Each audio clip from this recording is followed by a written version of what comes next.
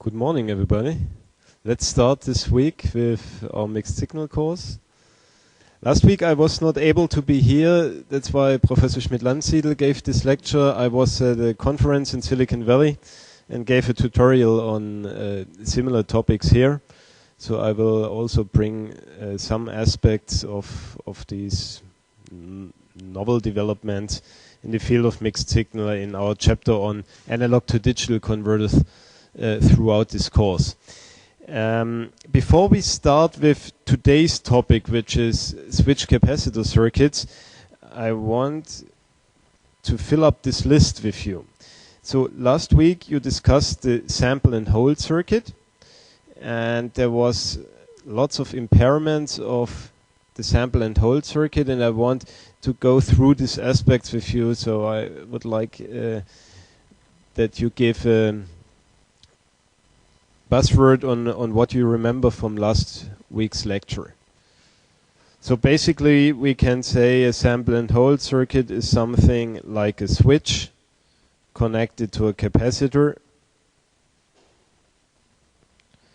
and the voltage on the capacitor is copied with a buffer to the output, and this buffer is required in order to assure that here no current is flowing, so that the voltage on the cap remains constant because the charge remains constant. If we would connect something to this node, then a current would discharge this cap. Okay, so what do you remember? What can happen to this circuit?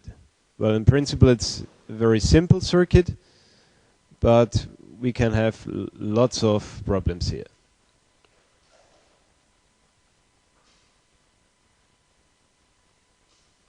So let's start on this side and go through.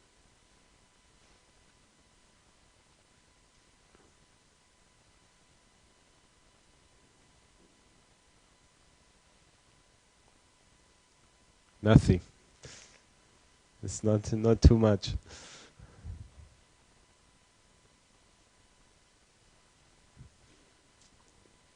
So what about noise?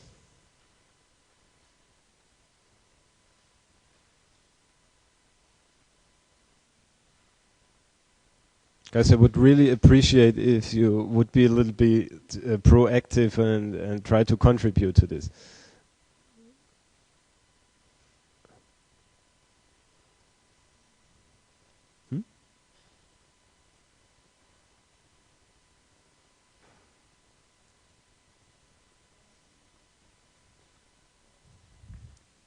What was it? Yes, there is a finite bandwidth.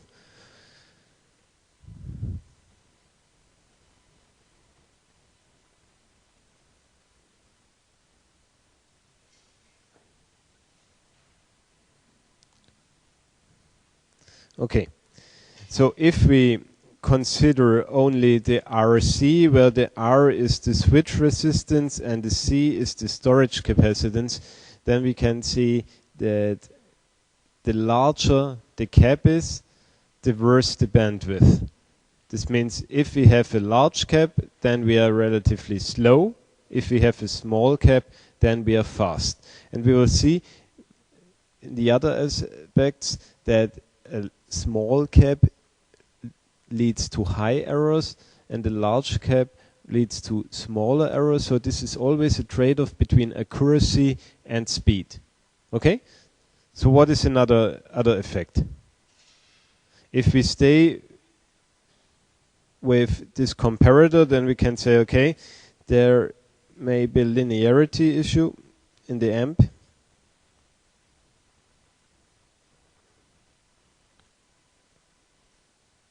There may be an offset voltage.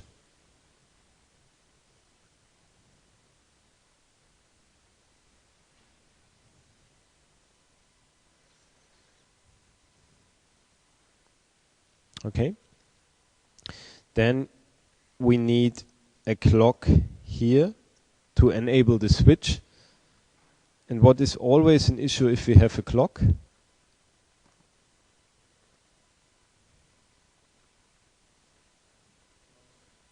Yes, and the noise in the context of a clock. There is another word to describe this. How reflects noise in a clock? Exactly. So we have a jitter.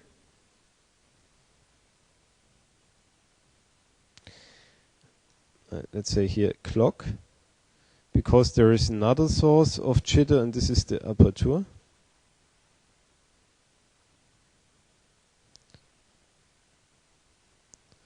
And the aperture jitter was due to the finite slope of the clock signal. You remember the switch remains on as long as the gate to source voltage is above the threshold voltage. So if the signal varies, the gate to source voltage varies, so the sampling instance varies slightly if we have either a large input signal or a small input signal. Okay. Then if we use a switch transistor, then we had some other effects. One was that we have here a parasitic capacitance from the control gate to the storage cap, and as soon as we have here a high-low transition, we see also here a small high to low transition, and this is what we call the clock feed through.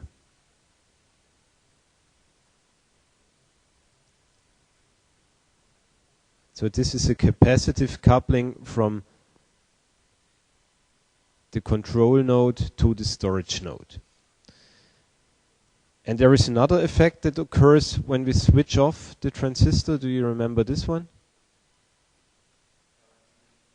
Yes, there is a charge injection, and the effect of charge injection was that we have a charge in the inversion channel below the gate, and if we turn the transistor off, then we have to remove this charge, so half of it goes to the input, half of it to the storage node. Of course, this is only an approximation that depends on the resistance of the driving node, but in each case we have a certain amount of charge injected to the storage node, so this charge goes also to this cap and alters the voltage stored on this node. So this was the charge injection.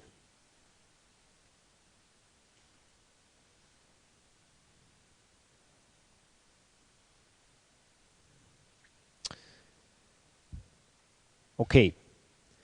Then of course no transistor is a perfect switch, so even if it is turned off, there is a certain current flowing, and this means that we have a leakage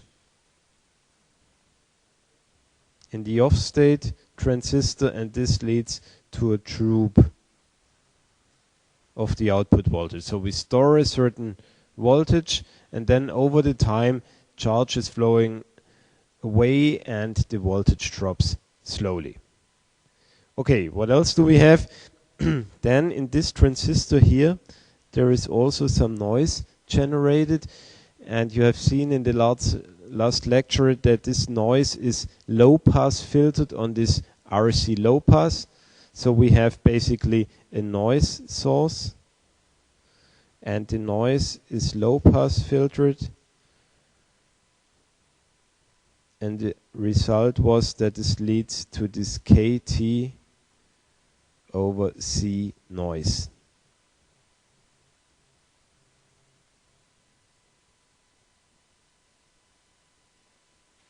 Okay, I guess that's more or less the most important stuff.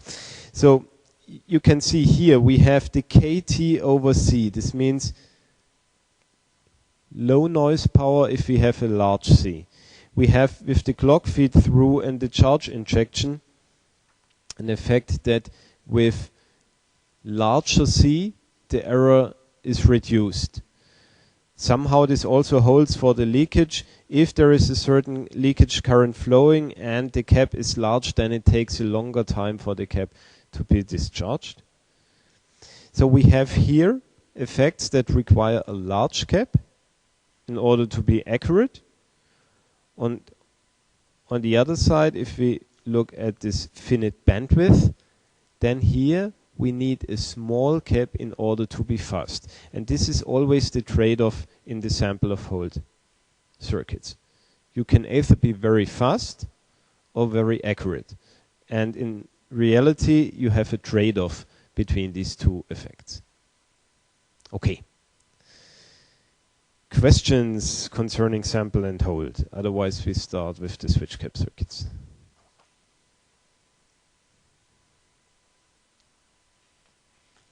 Okay. So as I mentioned 3 weeks ago, the switch capacitor circuits is something in between pure continuous time analog circuits and digital circuits on the other side. And this is because we have continuous values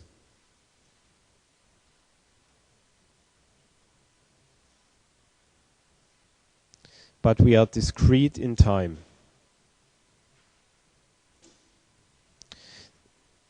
So you might ask, why do we need something in between analog or digital? We can do either everything in analog or everything in digital.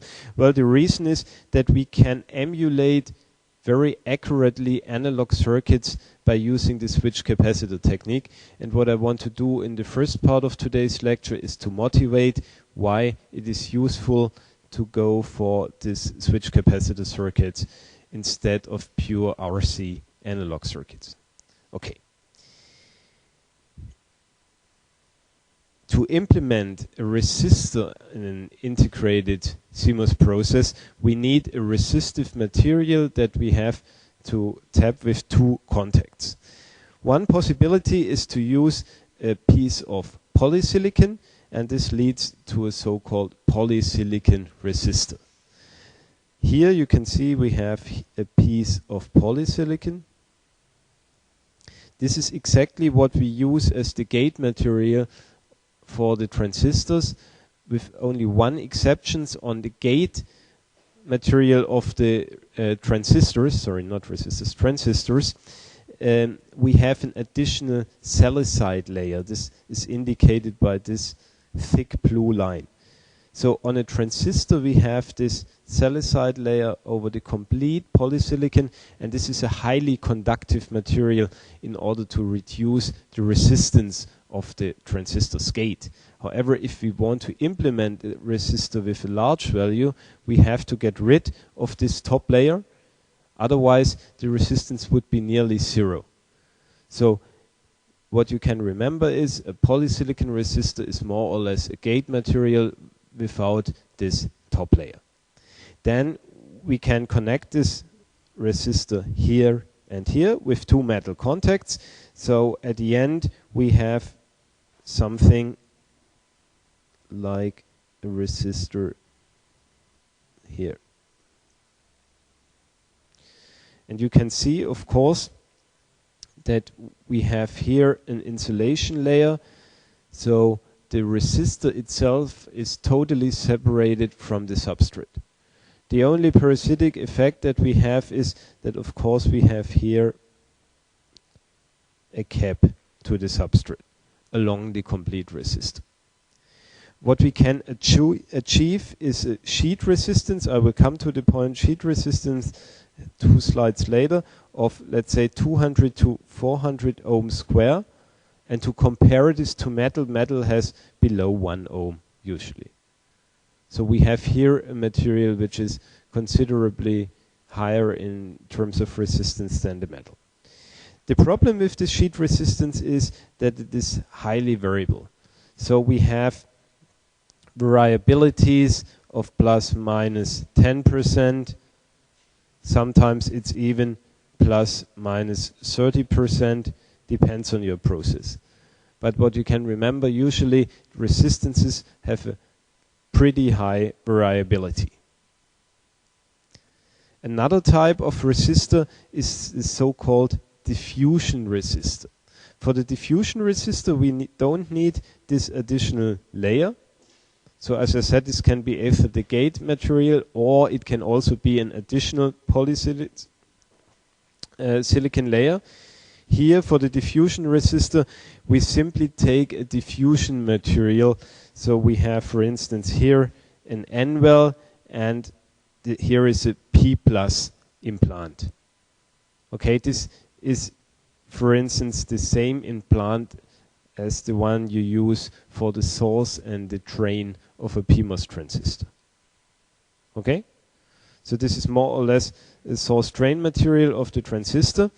And the point is that you have now a PN junction. The resistor again is something in between these two contacts. This is the resistor you want to implement. However, we have here this parasitic diode. And to make this one a resistor, you have to assure that this diode here is always cut off. Okay? So you have to bias this N-well here such that this diode is always off, which means that the N-well here needs a higher potential than both this node and this node, or at least the same one. Even if this diode is turned off, you have a certain off current through this diode, a leakage current. So we continuously lose some charge along this bound. So to make this a reasonable resistor, we have to assure that the current flowing through the resistor is always much higher than the leakage current in this diode. And the other effect is we have here a junction capacitance which is quite high along the complete line. And again, we have a pretty high variability of this resistor material. So what you should remember, several ways to implement a resistor, and the value of the resistor is highly variable.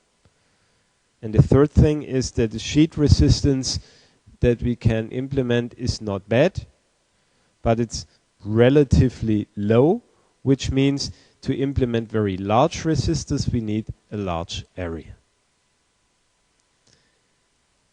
To explain the word sheet resistance, you know this formula that says the resistance is the specific resistance of the material times the length of the resistor over the cross section of the resistor. So we have something like this. We have a resistive material with a thickness of D and a width W.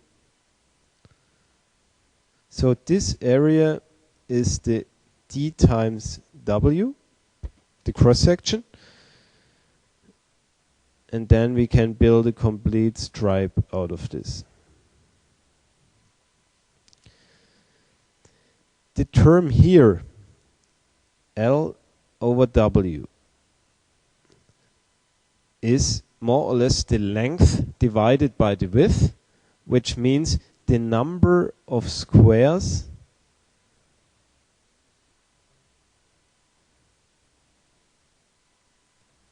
with the length W. So take a square with the W length, and then L over W is the number of such squares. And the rest, the rho and the D, can be combined into this R square, which is the sheet resistance. So the sheet resistance is the resistance of one square, independent of the length of the square. And L over W is the number of squares. So this is the number of squares. So if you have a resistor implemented like this meander resistor here, then you simply have to count the number of squares and multiply it with the sheet resistance. Okay? So you start here, say this is 1, 2, 3, 4, 5, and so on. And then you get a number of squares, and you multiply this number of squares with this sheet resistance. And there you are. This is the overall resistance. So hence it's a quite useful number to remember, to say, okay, my resistance is approximately 100, 200, 400 ohm square, and then you simply have to count the number of squares. Okay. I want to give you another view on such a resistor. So what does a resistor between a node 1 and the node 2. So let's assume that we know the node voltages, then we can compute the current, and the current flowing here is the current I, and this is the voltage difference here. Let's say this is the VK1 minus VK2. So the node voltage, the difference of the two node voltages. So we have here VK1 minus VK2 over the resistance R. Okay, Ohm's law. Okay, what happens in a small time interval, delta t?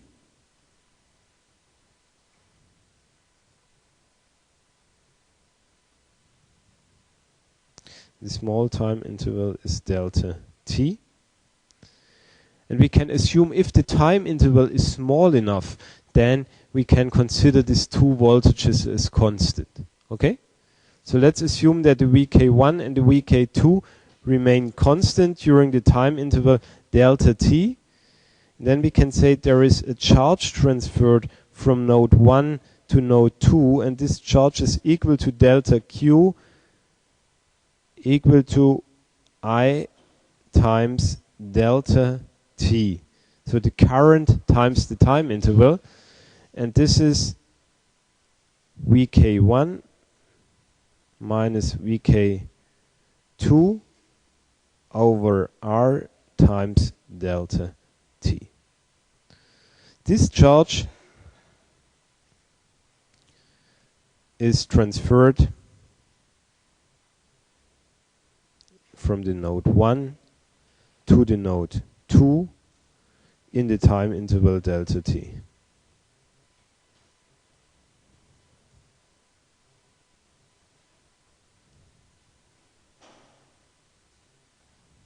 Okay, that's the fact.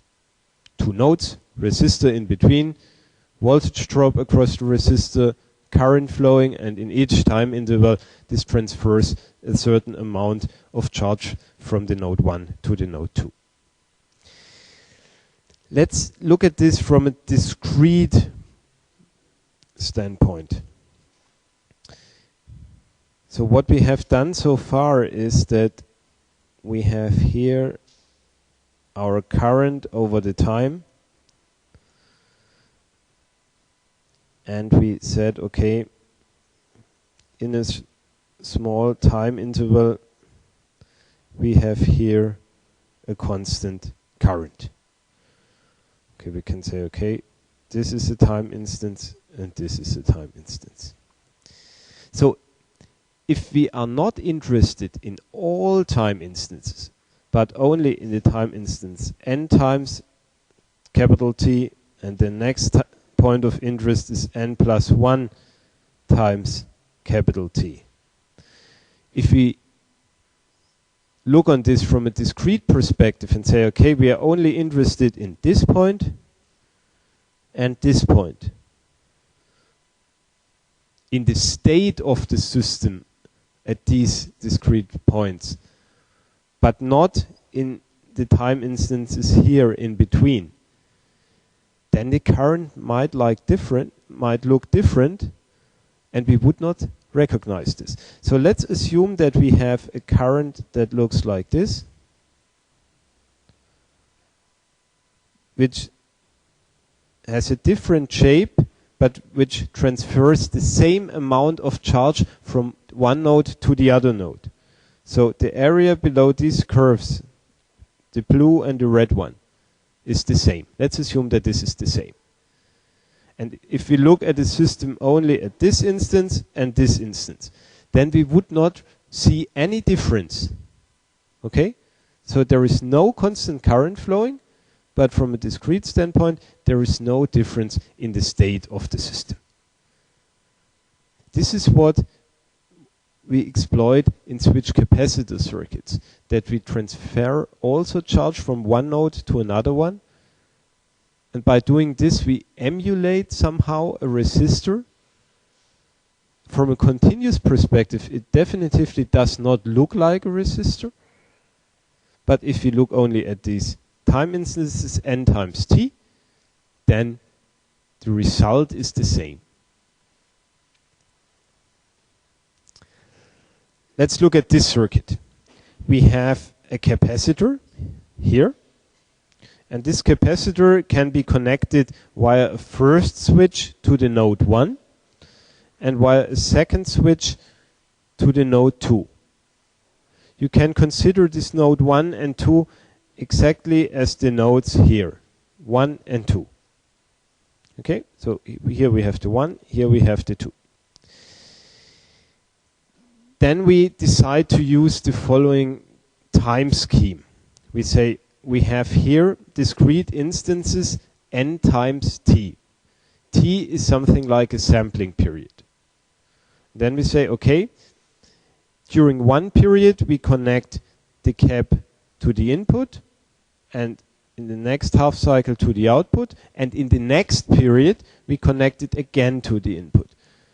So we have here n times t and n plus 1 times t. And during this period, we have the S1 conducting here and here. During that period, we close this switch. And during the next half cycle, we say, okay, we close the second switch, open the first one. And during these periods, we close the second switch. And we call the period while the first switch is closed phi 1, and the period while the second switch is closed phi 2. And then we call the time instances in between n plus 1 over 2 or n minus 1 over 2 times t. Why this half sampling?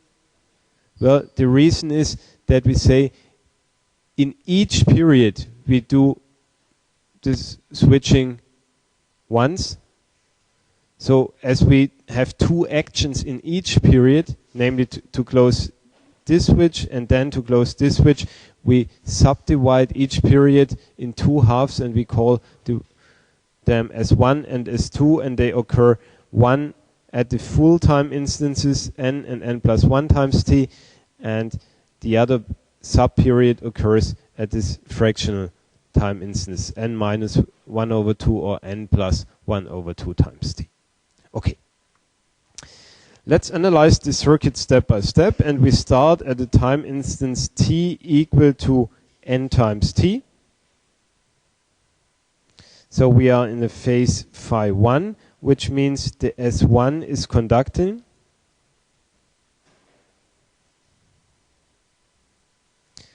And the S2 is open, which means it is not conducting.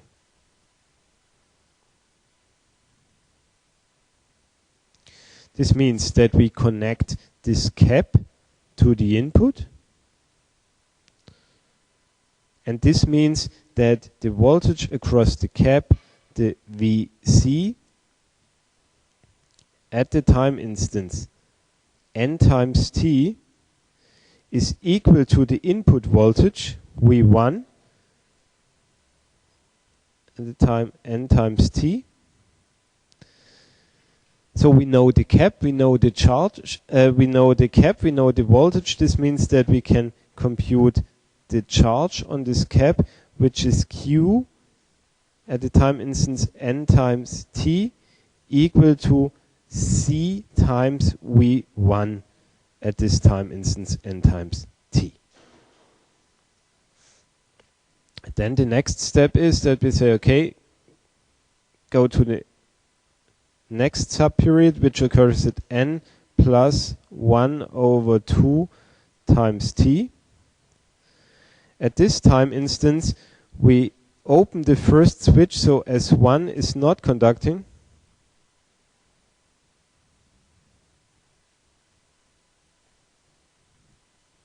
And the S2 is conducting.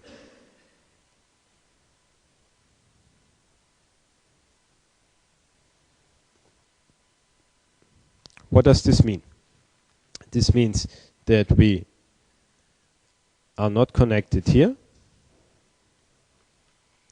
but we have now connected this cap to the output voltage. So we have here the VC at the time n plus 1 over 2 times t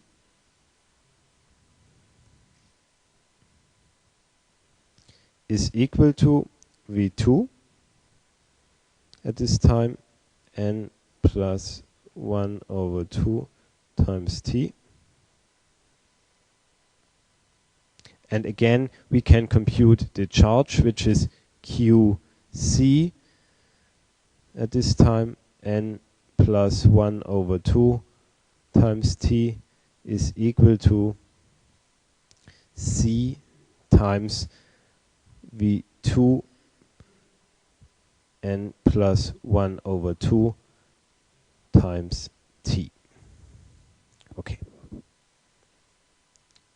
So what we do is we connect the cap to the input, charge it to the input voltage, then we separate it from the input, connect it to the output, and there we load or discharge it to the output voltage. So this means that we have a charge transfer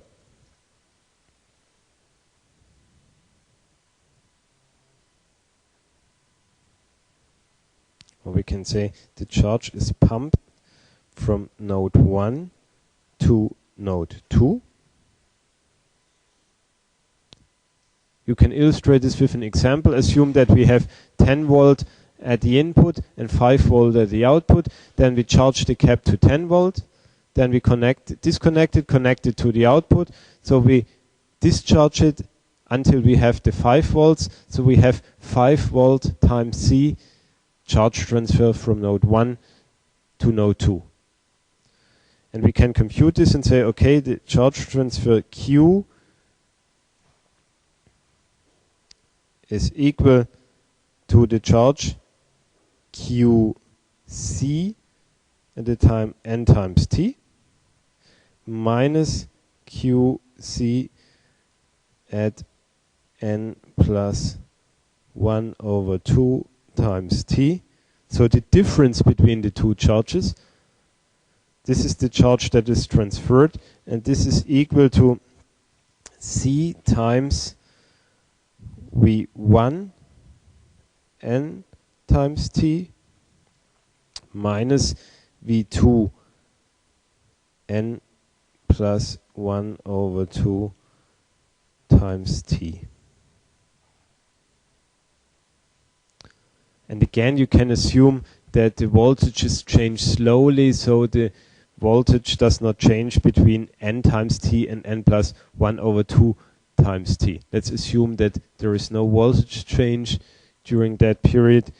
And then we can say, okay, we have transferred charge from a node 1 to a node 2. So this corresponds to an average current I equal to this charge over the time interval that is needed to transfer this charge, and this is the clock period t.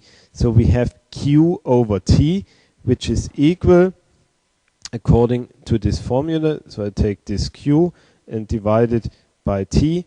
So we have here, as a result, V1 minus V2 over the T over C. Now if we go back to the previous slide, here we saw we have I equal to voltage difference over resistance. Here we have voltage difference over this term T over C. So we can say this term T over C is something like equivalent resistance. So we can say from a discrete standpoint,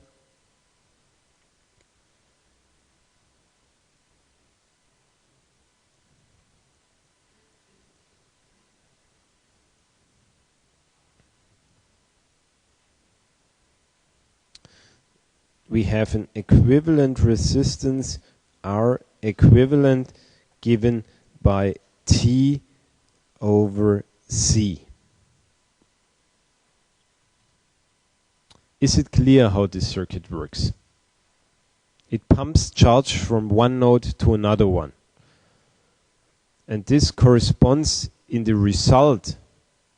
So if you only look at the effect on this, not in the waveform, but the result is the same as if there was a resistance of a value T over C. So what is interesting, this resistor depends on the time interval T, of course, and it depends on this capacitance. And you can see that a large resistor, large R equivalent, means that we have a small C. This means implementing large resistors requires a small cap, and the small cap requires a small area. Implementing large resistors in an ohmic way means, let me go back, that you need a very long line, that you need many squares. So implementing a large resistor in such a way requires a large area. Implementing a large resistor in switch capacitor technique requires only a small area. So this is one advantage that we have in the switch capacitor circuits, that we are capable of implementing very large resistors. Of course, this is not the only way to implement a switch capacitor resistor. I gave you this table. What we analyzed so far was this case. There is also other ways to implement switch capacitor resistors. The second one is quite easy to understand. In one phase, we discharge this cap, and in the second phase, we put it in series to between node 1 and 2. So we have a charge flowing out of node 1 and into node 2. I think this one is even easier to understand. And then there is also this bilinear form that we can use. In one phase, we connect the cap like this. And in the second phase, we connect it the other way around like this. So here we get a factor of 4. The reason for this factor of 4 is that we have charge flowing in two half periods, in the phase phi 1 and in the phase phi 2. In these other two resistor equivalents, we have the charge transfer only once per period. Here in the third one, we have it 2 times per period. This gives a factor of 2, and another factor of 2 is given by reversing the cap. So if you reverse the cap, you do not only charge it, but you first discharge it and then you charge it the other way around. This gives you another factor of 2, and hence we have altogether here this factor of 4. I remove it so you can read it later on. If you look at these circuits and if you want to implement a resistor with this, what do you think is the most important thing that we have to assure that it really works as a resistor?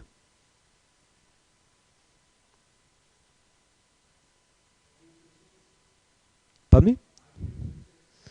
High gain switches. Ideal switches. Yes, more or less. If the resistance of the switch is too high, and if we have all these switch problems that we had in the switch cap circuits, then of course we get failure here too. Yes, correct. But it's the most important thing is even simpler. Perhaps look at this one. Who wants to explain how this circuit works? And then you will find, if you explain it yourself, then you will find what has to be assured.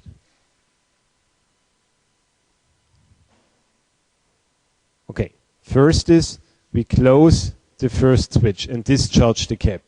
Then we open this switch and close the other switch. And this sequence is important. Only one switch is allowed to be enabled at the same time. If you look at this circuit, and if both switches would be connected at the same time, then we have a direct connection from the input to the output. So resistance would be 0, very high current flowing. So it's more or less unpredictable what happens between these two nodes. It's definitely not a resistor. So we have to assure that the switching sequence here is perfectly assured that we close one, then we open it, then we close and open the other one. So people say we need a non-overlapping two-phase clock. Two-phase clock is clear because we have two sets of switches that we have to control independently. So we need an enable signal for the first pair of switches for the phi 1, and we need a second clock signal for the second pair of switches, so let's say for the phi 2. And it is absolutely essential that we turn off one switch here before we turn on, sorry, wrong color, before we turn on the next one. This is absolutely essential. And we cannot hope that we have this for free by simply inverting a clock. So basically these two signals are inverted against each other, but, and this but is important, with a certain delay. And here is a circuit that can implement exactly such signals. So you have a single-ended clock signal here as an input, and this circuit converts this in a clock signal like this. And Michael will go through the circuit with you throughout the tutorials and explain how this works. And the most important thing is that you have here delay elements, and these delay elements assure that we turn one off, then we go through this delay, and then we turn on the next one. So the delay is more or less what separates these two active phases of the signals against each other. Okay. What we saw so far is that we can implement a resistor by using a capacitor and switches, and by connecting periodically the capacitors in between different nodes, and that way we pump charge from one node to the other one. We have seen that we can very easily implement large resistors, but so far we are lacking of a good reason to do this. So I want to explain you why it is a good idea to build a resistor actually with a switch cap technique instead of conventional resistors. So therefore we look at the variation of RC circuits, and the basic, the most simple RC circuit that we can imagine is a combination of an R and a C. So we want to analyze the variability of a RC time constant. So let's say we have a time constant tau defined by R times C. What is really essential in integrated microelectronics, that you accept that there is variability of all elements. It is not possible that you design a circuit and say, okay, I need exactly this resistor or cap or also transistor value here, and then you get this after manufacturing, because there's always variability. Okay? For instance, we have seen with these resistors we have plus minus 20%, plus minus 30% variability. And the art of designing good circuits is to make them that robust that they provide good performance even with these strong variations. Okay? So, assuming variations of the resistance and the capacitance leads us to a variation of this time constant, and the delta of this time constant can be computed by taking the derivative of C of this circuit. So we have remaining in R times dC plus C times dR. So this is the absolute variation of this time constant. So it's difficult to judge whether a certain variation here is large or small. Hence it makes sense to compute the relative variability of this time constant, because then we have an indication and a value in percent, and we can say, okay, this is a lot or only a little. So we can say we take the relative error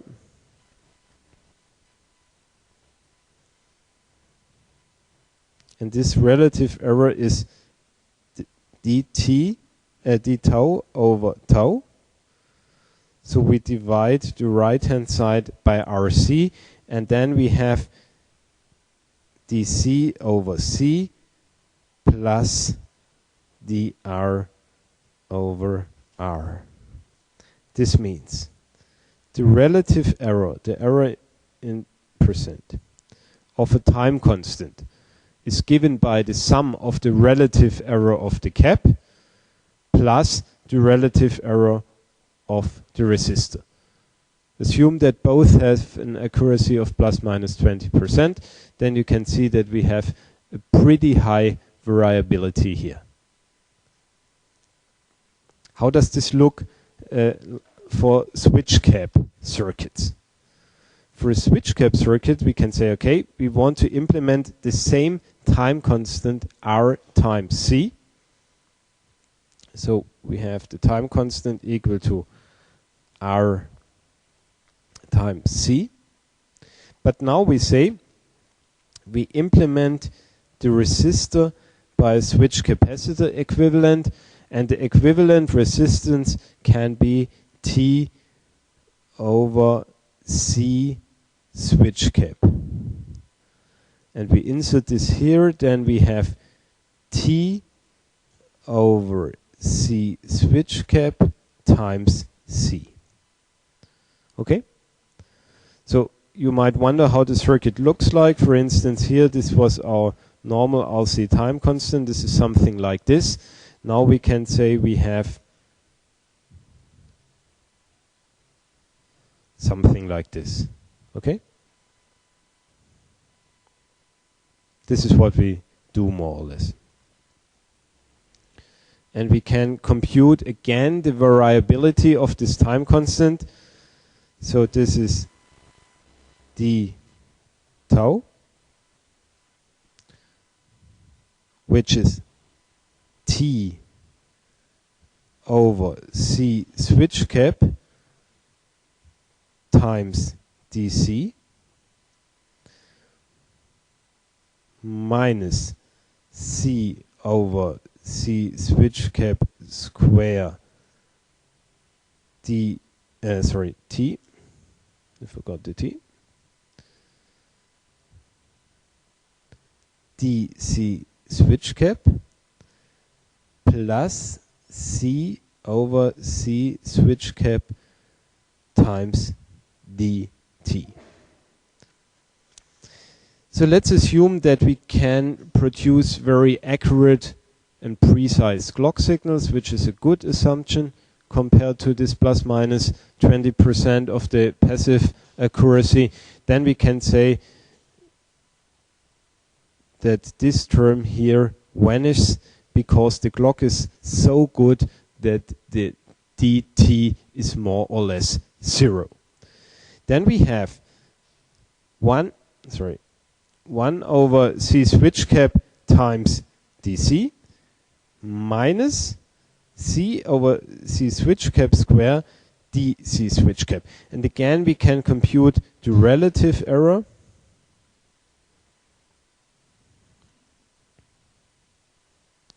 by dividing everything by tau. So the relative error here is d tau over tau.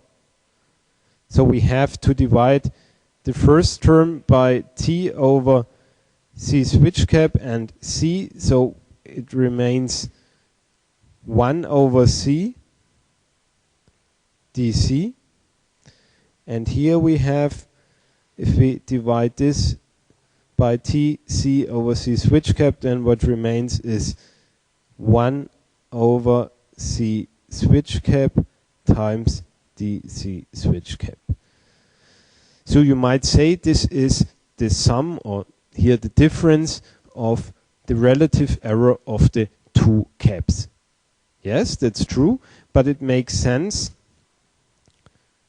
to transform this a little bit, and this is not so easy to see, so I write the result down, and if you are concerned that this is not true, I would recommend that you compute it the other way around from the right to the left, then it's easier.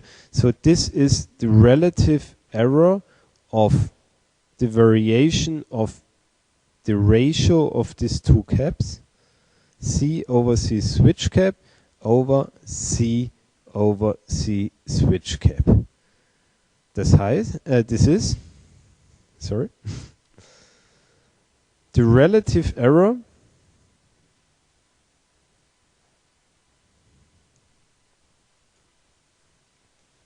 of time constant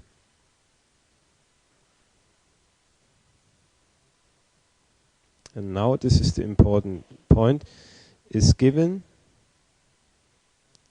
by the relative error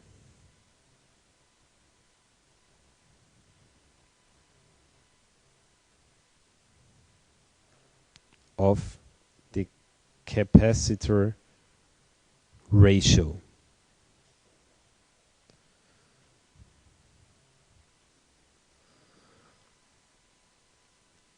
Now the error is given by the relative error of a cap ratio. Why is this advantageous?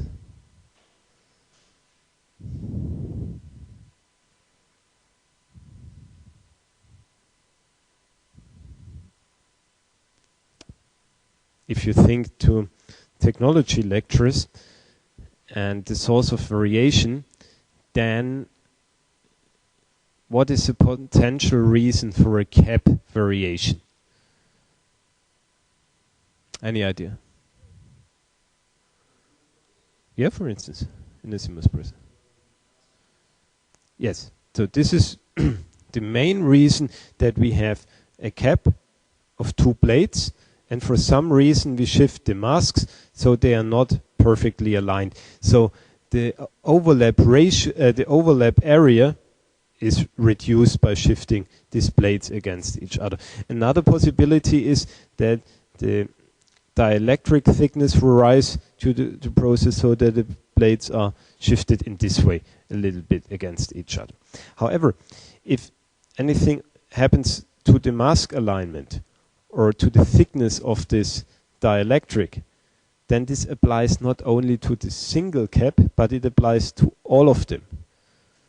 So if you have two caps, both of them are 10% too large or too small, both of them in the same direction, if you divide the two cap values, then this variation cancels out in first order. So global variations cancel out as soon as we take the ratio of two values. If we go to the RC time constant, then we have a C and an R. Both elements are manufactured in completely different processing steps, so they can vary independently. Here we have two caps. They are processed in exactly the same process step, so they experience more or less the same variations, and these variations cancel out as soon as we depend on the cap ratio and not on the absolute values. And this is the absolutely biggest advantage of switch capacitor circuits. that we can build somehow analog functionality that is very robust against variations, because we depend on a ratio of cap which can be controlled much, much better than the absolute values.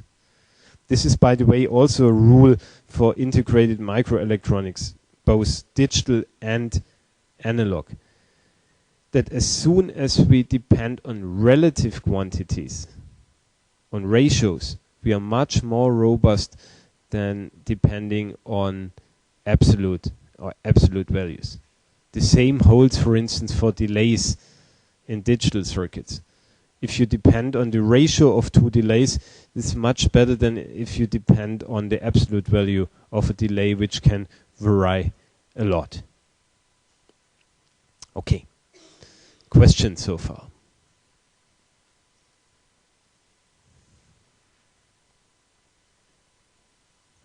Good. So we discussed the implementation of resistors. So let's go quickly through the implementation of capacitors. Well, the capacitor, the basic idea is to have a plate capacitor, to put two conductive materials on top of each other and to use this as a capacitor. You can use a higher metal layer. You can also use normal routing metal layers for this. Sometimes people use also a polysilicon for this. There's a whole variety of what material to use for these plates, but the idea is always that we have two conductive plates on top of each other. And then the cross section where these two plates do overlap, this area is more, this defines the area A of this cap. Well, you can see that in order to connect this cap and to implement this desired cap here, we also have a piece of wire here and a piece of wire here.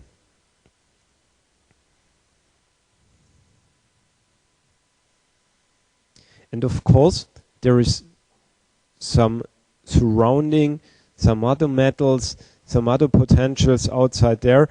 So we have a parasitic capacitance here and a parasitic capacitance here that the connecting wires form with the environment. So we can say we have a CP1 and a CP2,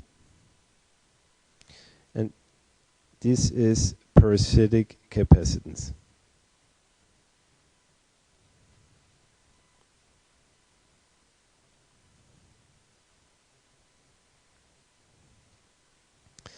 Well, in reality, these two parasitics are not the same. For instance, for this type of capacitor, we have the situation that the CP2, which is the bottom plate, is much higher than the CP1. Because also of cap that here can occur here to something else.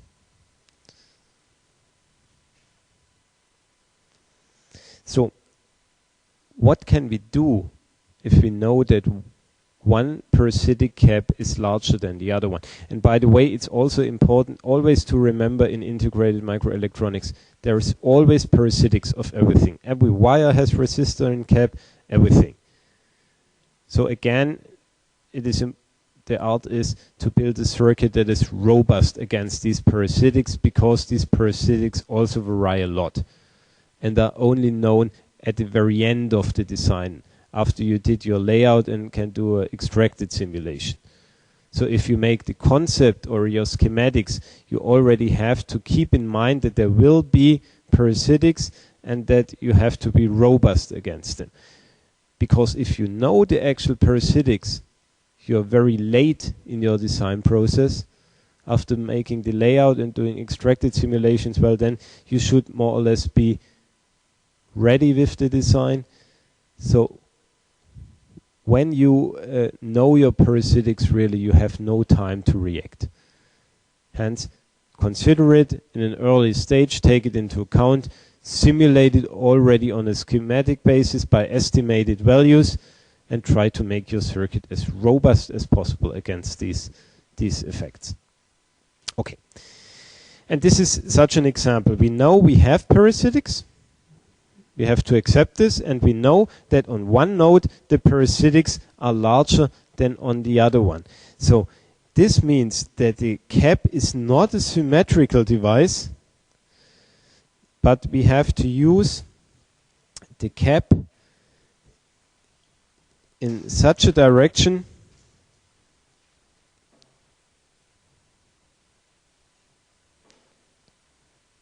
that minimizes not the parasitics, but that minimizes the effect of the parasitics. Direction that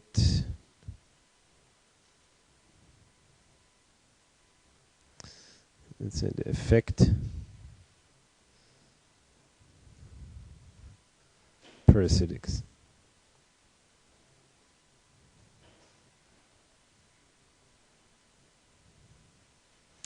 So if we want to implement a cap C, then we have learned now that we have a parasitic cap here, a CP1 and a CP2.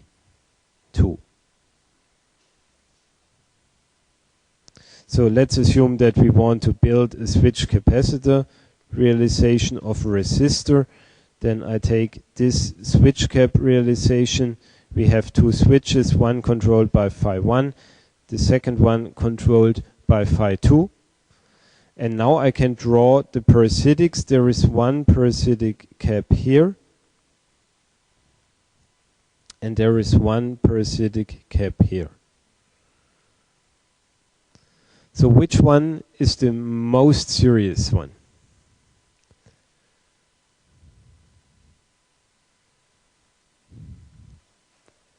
What about this one?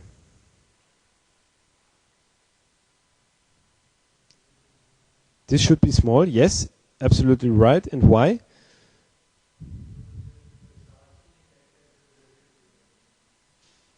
Yeah, it acts not as a voltage divider, but this cap is actually in parallel to the C. So it takes the same effect as the C here. So this parasitic actually alters the value of this cap. Okay? So this one alters the value of this cap, hence to make the effect as small as possible, we connect this here to the top plate and the other one to the bottom plate, and we can indicate this, for instance, by a symbol like this, that we mark the top plate. Well, this one is absolutely not critical because this one is connected to a fixed potential here, to a ground, for instance, and to a ground signal here. So the voltage drop across this cap is always the same and nothing happens. Okay, so we can accept the large parasitic cap here, but not at this node. So we should try to minimize the parasitic cap at this node. For sure, in a complicated circuit, this is not always exactly possible, that one is not relevant at all, but then you have to search for the most sensitive nodes and try to minimize the cap there. There is a whole variety of other possibilities to implement capacitance. Well, one is to use the junction of a reverse biased diode. The problem here is, that's why it is usually or very rarely used, is that we have this parasitic diode and that this diode can causes a leakage current. The other effect is that this cap simply depends on voltage and temperature, and this is an additional variability that is not desirable. Another type of capacitance that can implement a very, very large cap per area is to use MOS transistors. So what you can do is simply to take your MOS transistor. Here you have your gate. Then you might connect the drain and the source together as the other node. And then it depends on how you bias this device. Here we can have either an inversion channel, then we have a very, very high cap, or you can use it the other way around. Then we bias the transistor in accumulation, then the cap is not that large. There is also variance of this, but the disadvantage of this cap is that although it is very large, it is quite nonlinear. Do I have this somewhere here? Yeah, it's strongly nonlinear. And that's why this type of cap is seldomly used in data converter systems, because this nonlinearity can mess up your complete system performance. However, it is a very good cap, for instance, if you need a decoupling of a supply, or if you want to filter certain bias voltage, because then linearity is not an issue, but the capability of implementing a large cap per area is then more important, and then you can use this cap. The last point is a quite funny cap, which is becoming quite modern in the last years. This is more or less a mesh of many different metal layers. So you can, for instance, build an interdigitated structure of wires, and then you go to the next layer, and then you do it exactly in the other way, a little bit shifted, and then you can implement a very linear cap, but with a very high cap density.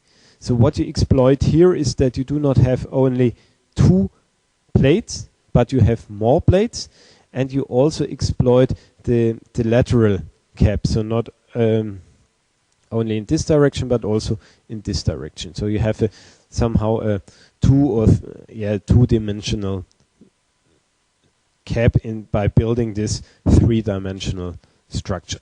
There's lots of different ways of doing this. I took one paper because I like this picture, because it shows what really happens.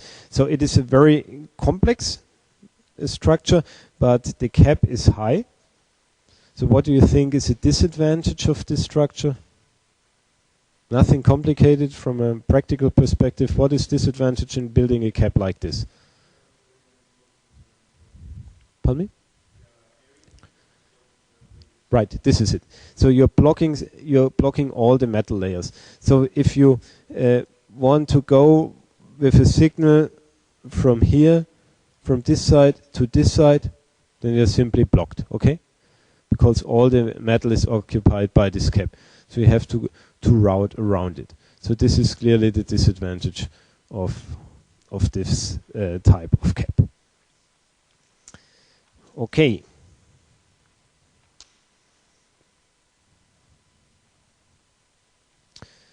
Let's start with building small circuits in this switch capacitor technique. And we already analyzed RC time constant, so we can say now let's implement such an RC low pass filter.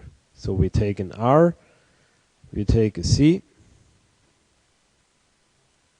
we have here this R,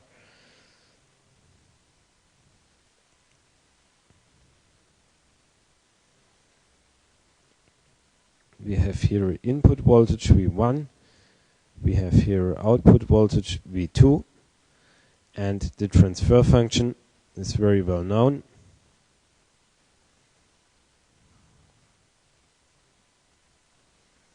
And this is H, depending on J omega, defined by the output voltage over the input voltage and this is equal to 1 over 1 plus j omega over omega p, and omega p is simply 1 over RC.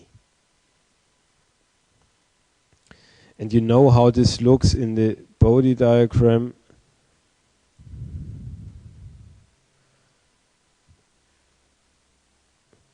If we have here the log of the angular frequency, then we are constant until we reach this corner frequency. This is the 3 dB corner frequency. Here with this omega p, and then we go down with 20 dB per decade. Okay, this is minus 20 dB per decade. And the angle experiences a shift here. And we have the 0 decrease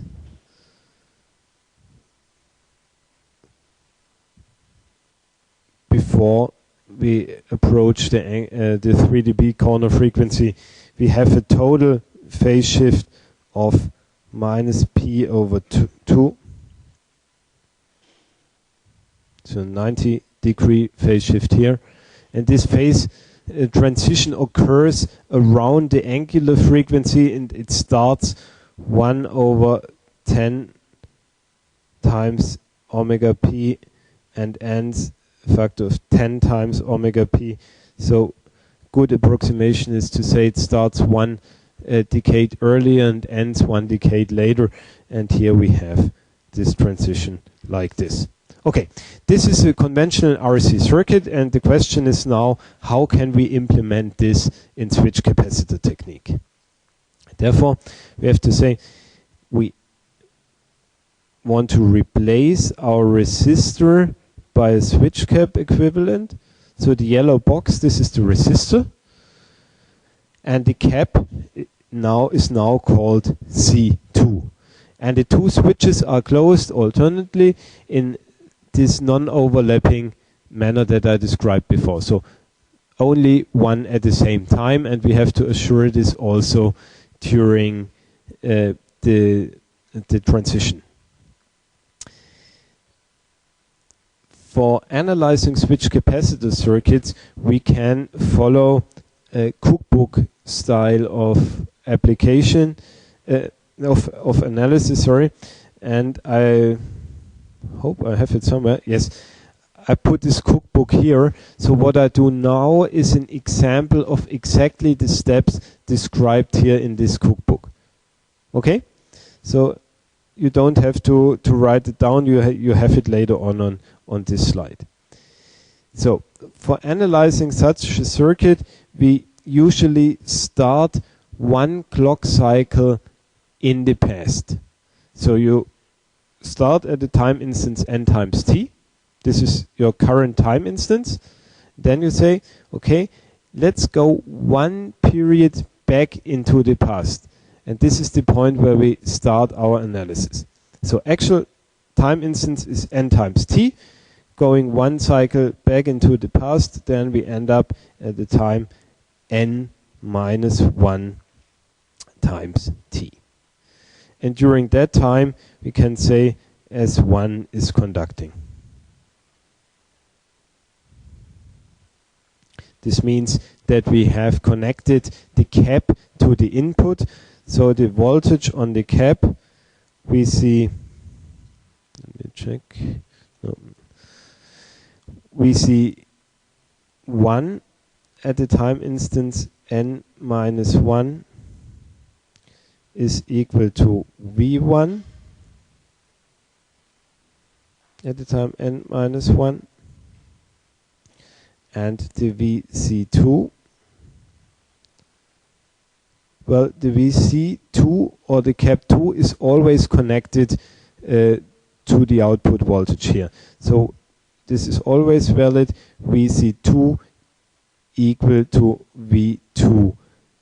So it's also valid at the time instance n minus 1. So I know the caps, I know the voltages across the cap, so I can compute the charges. So we have a Q1 at the time n minus 1 given by C1 times Vc1. This is equal to C1 times V1 n minus 1. And I can do the same thing for the Q2 n minus 1 equal to C2 times Vc2 equal to C2 times V2 n minus 1.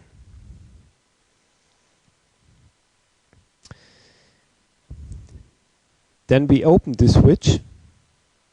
It's open, separated from the input, and we close this one.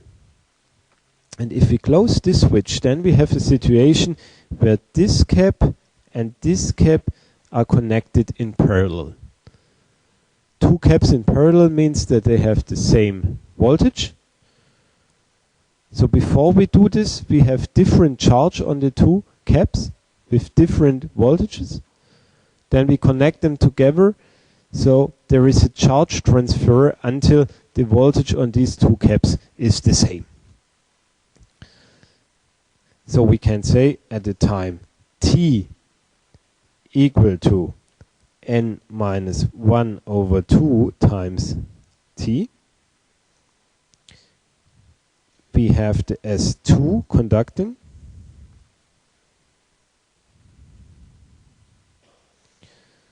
This means that C1 is parallel to C2, and this means that we have a charge balancing.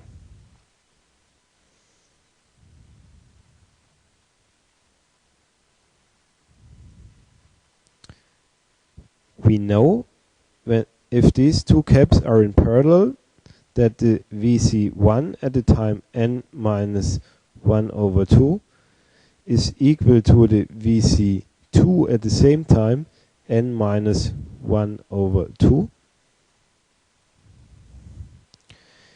We can compute the total charge on the two caps. Well, the total charge on the two caps is the sum of the charge that we had on this cap and the charge we had on this cap. So this is Q1 from the previous time instance plus Q2 from the previous time instance. And this is of course equal to C1 V1 plus C2 V2. So we know that the total cap C total is the sum of C1 plus C2. So we know the cap and we know the charge on the cap. So we can compute the voltages, which is Vc1 equal to Vc2 at the time n minus 1 over 2. And this is the Q total over the C total. And this is equal to 1 over C1 plus C2 times C1 V1 plus C2 V2.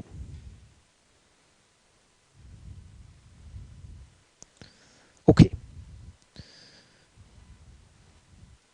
We had the time instance t equal to n minus 1 times t. Next half cycle is t equal to n minus 1 over 2 times t. So there is one half cycle missing until we end up with the actual time, which is t equal to n times t. This is our present time instance. Here again we have the S1 conducting. And if we look at the picture again, opening this switch here means that we separate the two caps again, and as there is no charge or current flowing on the second cap, the voltage on this second cap remains the same. So we can simply say the V2 at the time instance n is equal to the Vc2 n minus 1 over 2. Nothing changes for the second cap in that time instance. And this is 1 over C1 plus C2 C1 V1 plus C2 V2. Okay. What was the intention of doing this? Well, let's go back. The idea was to implement a switch cap realization of this RC low pass. Okay, then you can look at this transfer function and say this is 1 over 1 plus j omega over omega p.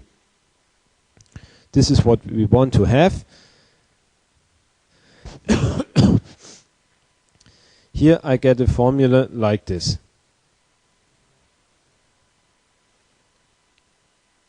So obviously not the same, okay? So what is the first reason that it doesn't look the same?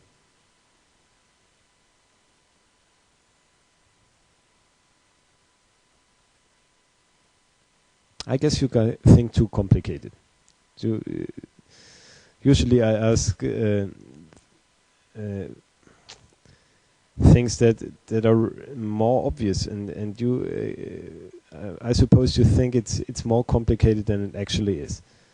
So we had a transfer function for the analog, and here we have an equation in the time domain. Okay, this is the first reason that it does not fit together. Okay, so the outcome is that we say, okay, we have to transfer this into the frequency domain. And this is also the reason why I repeated all this signal transformation stuff at the beginning of this course. We have here a discrete time system. And we saw that for discrete time systems, the Z transformation is suited best. So if I go to this slide and let me repeat this equation one more time. So we had a V2. Let me copy this. V2 n. Then this was 1 over C1 plus C2 over times C1 V1 plus C2 V2 n minus 1. Okay. Z transformation is a linear transformation, so all these four factors here remain the same. The sum remains the same. And the only thing is that the time shift that we have here, n minus 1, and here n minus 1, this transfers into a c to the power of minus 1. So what we have is a V2 c equal to 1 over C1 plus C2 times C1 c to the power of minus 1. Sorry, this is should be 1. V1 c plus C2 c to the power of minus 1 times V2 Z.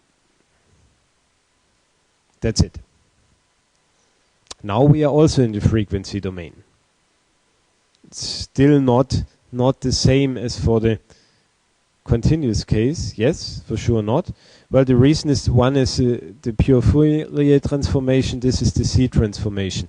So we have to evaluate this C transformation on the unit cycle to also get to the J omega variable, and then we can compare it to our continuous time transfer function of the RC low pass.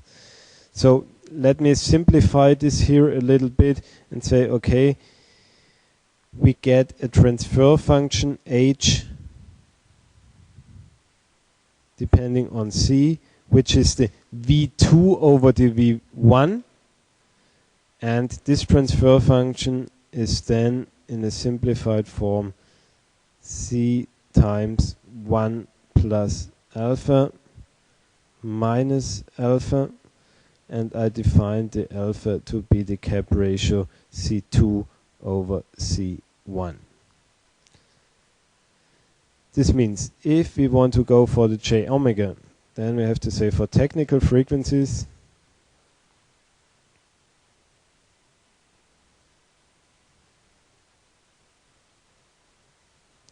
we have the C equal to e to the power of J omega sampling period, which is equal to cosine omega t plus J sine omega t. And with this, today I'm always running out of space. With this we get the Hg omega equal to 1 over, and so, sorry, this becomes a large expression. It's 1 plus alpha cosine omega t minus alpha plus J 1 plus alpha sine omega t. Okay, again we look back and get concerned because the expression that we have is still not looking like this one. So why is this? Of course, the switch cap equivalent is not exactly the RC. It is an emulation of the RC, which is valid only under certain circumstances. So if we say here, we analyze this transfer function only for small frequencies, then for small frequencies compared to the sampling frequency, we can say this cosine is approximately 1 and this sine is approximately omega t. Or we can also say this e j omega t is approximately 1 plus j omega t. This is the same. And if we use this approximation, then we get approximately 1 over 1 plus j omega 1 plus alpha t. And now we have a structure that looks like the previous one, and then we can compare the coefficients and say, okay, now our omega p from the RC case corresponds to 1 plus alpha times t.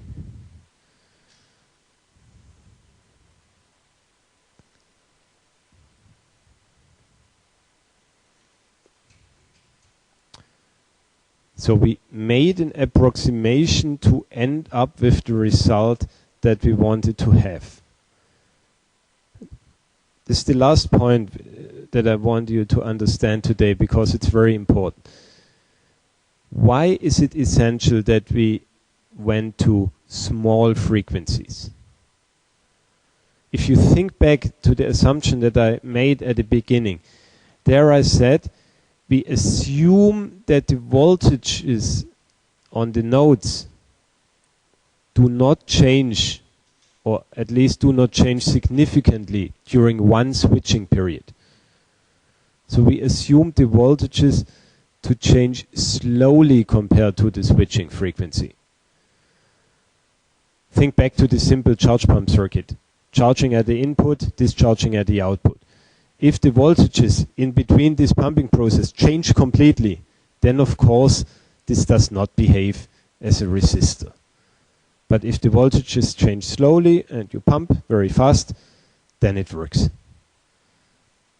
If we plot this expression, the original one, without this approximation, and compare it to the original Bode plot, then this was the one that we want to implement. Okay, this one. You see here, let me delete it again, that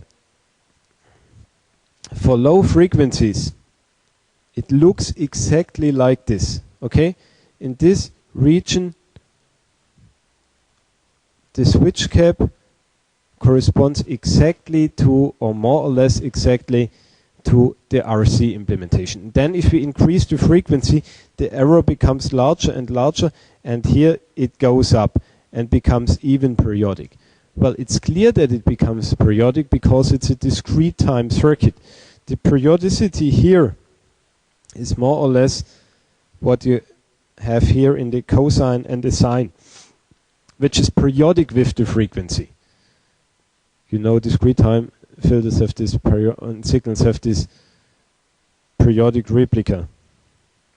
However, if this frequency is small enough compared to the switching frequency, then this is a good approximation of the continuous time version. And switching fast enough means that the switching frequency is small compared to this 3 dB corner frequency that we have somewhere here. Okay. Let me summarize this. We saw that we can emulate resistors by switching capacitors. This is what we call the switch capacitor circuit. The reason was that we can build big caps and caps with that we can build circuits with very good accuracy because we depend on a ratio of caps and not on the absolute value. And we saw for a very first example today how this works. Namely, we took a RC circuit, we replaced the R with the equivalent resistance, and we analyzed this by going one period back into the time and then go half period by half period forward until we reach the current time instance. Then we got a time domain expression for the output voltage.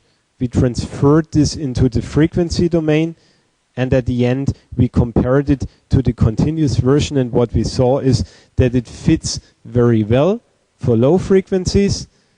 And of course, if we approach the switching frequency, then it is not a good equivalent anymore. So we have to assure that we always use this circuit with frequencies in this range. Okay.